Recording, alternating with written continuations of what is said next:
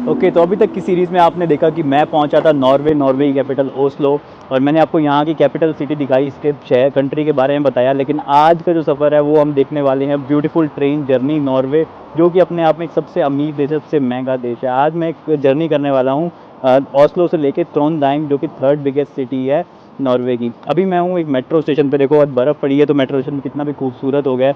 पीछे ही पूरा metro station है। यहाँ से मैं एक मेट्रो ट्रेन लेके जाने वाला हूँ ओस्लो का जो सेंट्रल मेन बिग सबसे बड़ा ट्रेन स्टेशन है वहाँ पे। वहाँ आके आप जाके मैं आपको वहाँ का ट्रेन स्टेशन दिखाता हूँ, फिर ये ट्रेन की जर्नी दिखाता हूँ। ये देखो भाई, ट्रेन आ गई हमारी। कितनी प्यारी लगती है ना ऐसे बर्फ़ में से मेट्रो ट्रेन आती हुई। कुछ ना ऐसे बड़े सूटकेस लेके चला हुआ है आपका भाई। क्यों, उसका रीज़न मैं अभी आगे आपको बताता हूँ। लेकिन देखो, अपने एयरबीएनबी से यहाँ तक ट्रेन तक स्टेशन तक लाने के लिए इतनी मेहनत करनी पड़ी, उसकी स्टोरी देखो ज़रा। ये देख लो भाई, कुछ ऐसे खींचे जा रहे हैं डब्बे हमारे मेट्रो स्टेशन तक जाने के लिए। पूरे रास्ते बर्फ़ पड़ी हुई है, लेकिन फिर भी इन ट्रॉलियों को खींचने के लिए भाई ऐसे ही धक्का देना पड़ेगा। थोड़ी सी दूर रह गया हमारा ट्रेन स्टेशन। हर हर महादेव। बाकी कुछ ऐसी ट्रेन है। एक ये भाई साहब हैं, इसमें अपना कुत्ता भी लेके आया हुआ है। कुत्ते को भी बढ़िया जैकेट वैकेट पहना रखी है। यहाँ की मेट्रो कैसे यूज़ की जाती है वो मैंने आपको पिछले वीडियोस में पूरा बता दिया था, कैसे यहाँ पे डेली पास लिया जाता है। बाकी अभी जो मैं ट्रेन यूज़ करने वाला हूँ, अभी मैं ट्रेन स्टेशन में पहुँचा हूँ। ये है ओस्लो का सेंट्रल ट्रेन स्टेशन। भाई बहुत ही शानदार ट्रेन स्टेशन बना हुआ है, मतलब बहुत ही कम ही जगह पे मैंने इतने शानदार ट्रेन स्टेशन देखे हुए हैं। अभी आपको मैं अंदर ट्रेन स्टेशन भी दिखाता हूँ। बाकी यहाँ से जो मैंने ट्रेन बुक कर रखी है वो है भाई हमारी ओस्लो से लेके ट्रोंडहाइम तक की ओवरनाइट ट्रेन है। ये लगभग 7 से 8 घंटे लेगी। किलोमीटर मैं नीचे मेंशन कर दूंगा कितने किलोमीटर है। बाकी हम नॉर्थ में जाने वाले नॉर्वे के। नॉर्वे एक बहुत ही बड़ी कंट्री है। अभी भी मतलब अगर बिल्कुल ही नॉर्थ जाना हो तो बहुत ही ज़्यादा टाइम लगता है, लेकिन हम जाने वाले हैं सेंटर से थोड़ा सा ऊपर, ठीक है। और बाकी ये ओवरनाइट ट्रेन है 7 घंटे। और इसका जो हम किराया दे रहे हैं वो भाई हमने ना 2 लोगों वाला कैबिन बुक कर रखा है। हमारे को ठीक ठाक रेट में पड़ गया था। आप सीटिंग भी ले सकते हो, लेकिन हम रात को सो के जाना चाहते थे, इसलिए हमने नाइट स्लीपर वाला कैबिन ले रखा है। और इसकी जो कॉस्टिंग हमारे को आ रही है वो लगभग आ रही है लगभग 9,000 एक बंदे की। मतलब हमारे को 2 लोगों के लगभग 200 यूरो देने पड़ रहे हैं। कुछ यहाँ से हमारी देखो ट्रेन स्टेशन की एंट्री होती है। उसके बाद ना यहाँ पे आते ही पहले यहाँ पे एक सुपरमार्केट सी बनी हुई है। ये यहाँ पे जोकर नाम से एक सुपरमार्केट होती है, काफ़ी फेमस चेन है, जहाँ पे आपको मतलब खाने पीने की काफ़ी चीज़ें मिल जाती हैं। बाकी एक यहाँ पे ये भी चेन है, इसका नाम है नार्वेस्टन। ये भी काफ़ी पॉपुलर है, आपको जगह जगह मिलेगी। बाकी ये एक 7-Eleven, ये तो आप सब लोग जानते ही होंगे, मतलब अक्सर हमारे को साउथ ईस्टर्न एशियन कंट्रीज़ में मिलती है। अब तो इंडिया में भी आने लग गई है। बाकी यहाँ पे जाके इसका मेन एरिया आता है इस ट्रेन स्टेशन का। ये यहाँ पे कुछ काउंटर्स बने हुए हैं जहाँ से आप टिकट खरीद सकते हो। वैसे हमने तो अपनी टिकट ऑनलाइन ख़रीद ली थी। और इसके इधर की साइड पर ना भाई देखो कितनी बड़ी स्क्रीन लगी हुई है। इस स्क्रीन पे सब ट्रेन्स के टाइम आते रहते हैं। और बाकी अगर मैं जूम करके आपको दिखाऊंगा तो यहाँ पे देखो हर मिनट में कोई ना कोई ट्रेन जाती रहती है। देखो यहाँ पे दिखाया हुए 10:04, 10:07, 10:09, 10:10, 10:11, इतनी सारी ट्रेन हैं यहाँ पे। हर मिनट लगभग हर मिनट यहाँ से एक ट्रेन निकलती है। और बाकी स्क्रीन देखो यार कितनी बड़ी है, मतलब एयरपोर्ट वगैरह पे मैंने कभी इतनी बड़ी स्क्रीन नहीं देखी कि इतनी बड़ी स्क्रीन कहीं पे लगी हुई हो। और बाकी काफ़ी दिखाते रहते हैं नेक्स्ट ट्रेन इतने मिनट में, इतने मिनट में, मतलब काफ़ी सारी इन्फॉर्मेशन आती रहती है। यहाँ पे देखो अराइवल्स की इन्फॉर्मेशन भी यहाँ पे पूरी बढ़िया करके दिखाते हैं।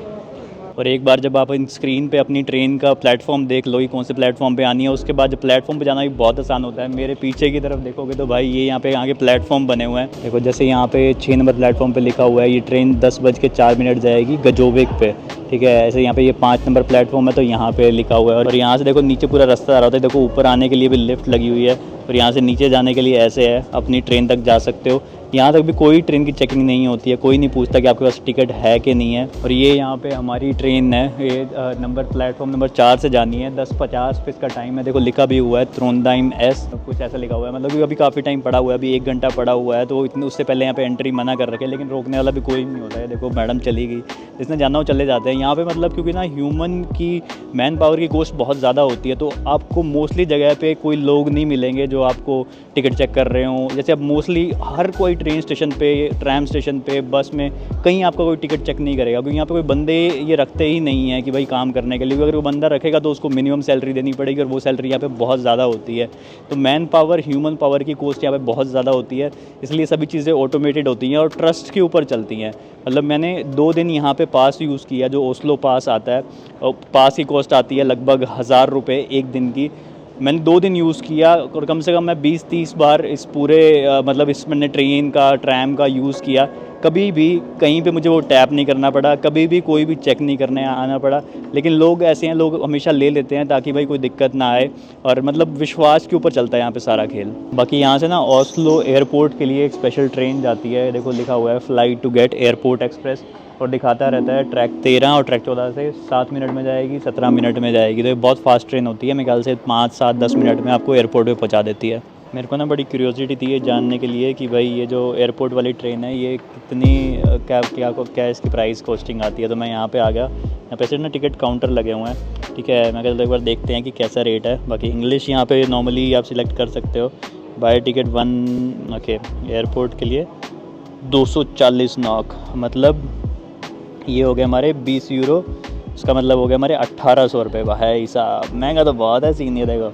बाकी भाई ये टैक्सी लोगे तो टैक्सी के भी तो बहुत ज़्यादा ही पड़ते हैं। तो भाई 1800 रुपये की ट्रेन है जो सबसे सस्ता तरीका है यहाँ से लेके एयरपोर्ट जाने के लिए। तो हमने ना यहाँ पे एक स्लीपिंग कंपार्टमेंट लिया हुआ है 2 लोगों वाला, और इसमें स्लीपिंग कंपार्टमेंट में अगर आपने जाना हो तो आपको पहले से चेक इन कराना पड़ता है। यहाँ पे आपको चाबी दे दी जाती है। तो अभी मेरी पार्टनर भाई वो भी अपना यहाँ पे चेक इन करवा रही है। यहाँ से ना हमारे को कुछ इस टाइप की की मिल गई है, इसके ऊपर लिखा हुआ है देखो पूरा हमारा रूम नंबर भी। बाकी हमने जिस ऐप से बुकिंग कर रखी है उस ऐप पे भी दिखा रहा था कि हमारा कौन सा रूम नंबर है, कौन सा बोगी नंबर है। कुछ इस टाइप के देखो यहाँ प्लेटफॉर्म बने होते हैं वहाँ से उतरने के बाद, ठीक है। बाकी ट्रेन हमारी खड़ी हुई है अभी, तो मतलब आधा घंटा पड़ा है, पौना घंटा पहले ही ट्रेन आके लग गई है।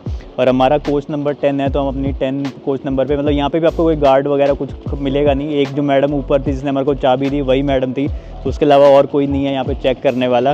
बाकी यहाँ पे हम अभी अब अंदर जाएंगे अपनी कोच के अंदर, आपको दिखाता हूँ अंदर से कैसी होती हैं। देखो जैसे ये हमारी ट्रेन है पूरी, और ये हमारा कोच नंबर है, कार नंबर 10, और इसके ऊपर लिखा हुआ है कि भाई ये स्लीपिंग वाला कंपार्टमेंट है, ठीक है। जैसे स्मोकिंग अंदर अलाउड नहीं है, और ये देखो पेट्स के लिए भी लिखा हुआ है कि जानवर अंदर अलाउड नहीं है इस वाले तो बॉक्स के अंदर। कई बॉक्स होते हैं, अलग से कंपार्टमेंट होते हैं जिनमें एनिमल्स भी अलाउड होते हैं। कि ट्रेन के अंदर घुस के ना कुछ ऐसे देखो रूम्स बने हुए हैं, प्राइवेट रूम्स। हमारा रूम ये है 71 to 75, देखो यहाँ पे भी लिखा हुआ है। और इसके अंदर देखो अभी तो हमने बैग रख दिए हैं, ये प्राइवेट हमारा रूम है, इस टाइप का रूम है। इसमें 2 बेड लगे हुए हैं, एक बेड इधर हो गया, साथ में इन्होंने भाई तकिया और टावल भी दे रखा है, एक बेड ऊपर भी लगा हुआ है, ठीक है। कर्टन भी है अगर किसी ने प्राइवेट प्रोटेक्शन करनी हो। बाकी एक यहाँ पे सीढ़ी भी दे रखी है ताकि अगर आपने सामान ऊपर ले आना हो, खुद भी ऊपर चढ़ने के लिए भाई आसानी हो जाती है, ठीक है। बाद यहाँ पे हैंगर लगा हुआ है। और इसके अलावा देखें तो इसके अंदर फीचर भाई, यहाँ पे चार्जिंग के लिए देखो एक सॉकेट लगा हुआ है जहाँ से आप अपना फ़ोन चार्ज कर सकते हो। ये एक ट्रे है जहाँ पे अगर आपने खाना वाना खाना हो तो आप इस भाई ट्रे को भी एडजस्ट कर सकते हो। और देखो तो यहाँ पे भाई वॉश बेसिन लगा रखा है इन्होंने, हाथ धोने का साबुन रखा हुआ है, ठीक है। और भाई व्यू है यहाँ से बढ़िया, एक शीशा भी लगा हुआ है ताकि आप अपने आप को देख सको। यहाँ पे भाई कुछ पॉलीथीन वगैरह रखे हुए हैं। Pull the handle to remove the rubber seal and pull the windows in water to release it, ठीक है। बाकी पानी देखते हैं आता है। अरे वाह, पानी भी बढ़िया आता है, पानी पी भी सकते हैं। बाकी यहाँ पे कप वगैरह भी हैं, लाइट के लिए भी देखो यहाँ पे। अरे वाह, ये देखो यहाँ से लाइट जल गई, बढ़िया शानदार सिस्टम है यार। यहाँ पे भी एक हैंगर लगा हुआ है कपड़े वगैरह टांगने के लिए। तो अभी तक तो ये सीन है। बाकी यहाँ पे ना रूम के बाहर भी देखो ऐसे करके ये चेयर्स लगी हुई हैं कि यहाँ पे भी बैठना चाहो तो बंदा यहाँ पे भी बैठ सकता है। कुछ इस टाइप की ट्रेन है भाई, बढ़िया यहाँ पे सीटिंग वगैरह। और यहाँ पे देखो ये ना एक टेबल भी लगा हुआ है, जिससे अगर आप इसको टेबल भी बनाना चाहो तो मतलब यहाँ पे बैठ के कुछ चिल करना चाहो, यहाँ बैठ के ऐसे करके टेबल और साथ में नज़ारा। बाकी हमारा पूरा रात का सफ़र होने वाला है, मतलब सुबह पहुँचेंगे लगभग 8 बजे, लेकिन तब तक भी वहाँ पे अंधेरा ही होगा क्योंकि यहाँ पे आजकल पोरल नाइट का टाइम चल रहा है, सिर्फ 1-2 घंटे के लिए ही रोशनी होती है ऊपर नॉर्थ में। तो देखने को तो कुछ नहीं मिलेगा, लेकिन अभी देख लेते हैं। बाकी यहाँ पे देखो वॉशरूम भी बने हुए हैं बोगी के दोनों साइड पे। वॉशरूम वैसे नॉर्मल सा ही है, ठीक है, कुछ खास नहीं है इसमें, तो मैं ज़्यादा आपको दिखा के मूड ख़राब नहीं करूँगा।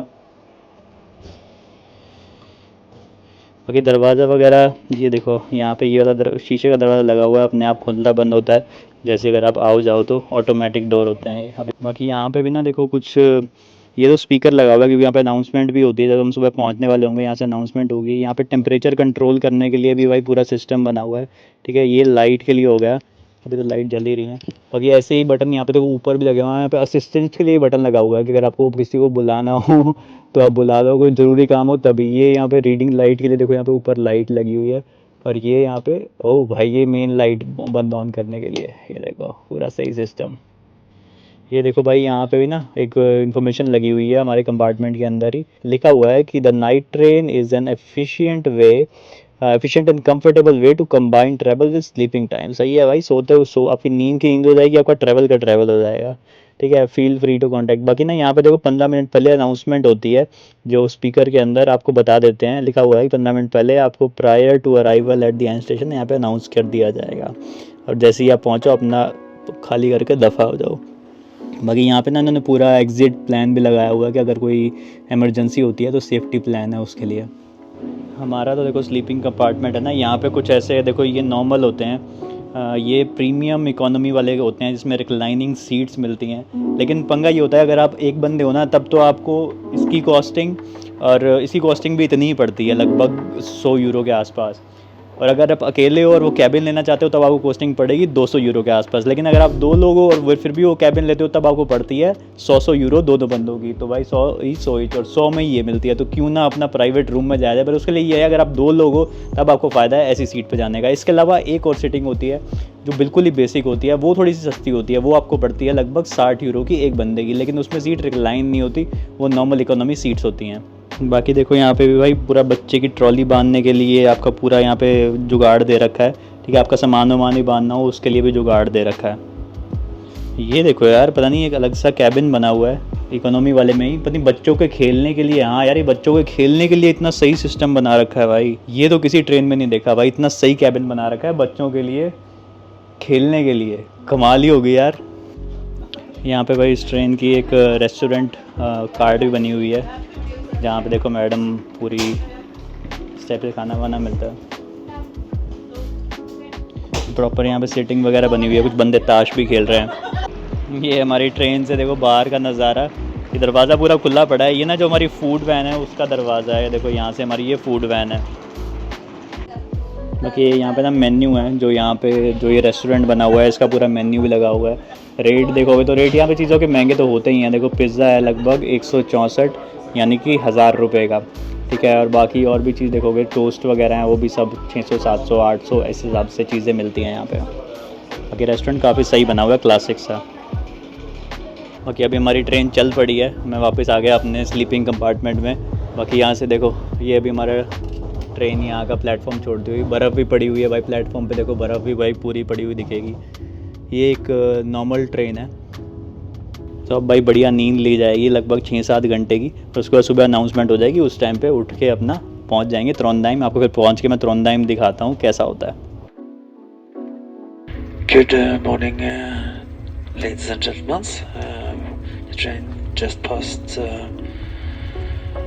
Melhus station, and the first stop for the train is Heimdal in a few minutes. And after a short stop at Heimdal today, we'll continue further for Trondheim.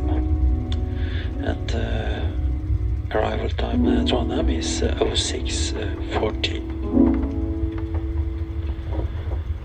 The train is currently on time. तो जी right on time पहुंच गई है गाड़ी। बाहर बहुत ज़्यादा snow है, ये देखो बाहर।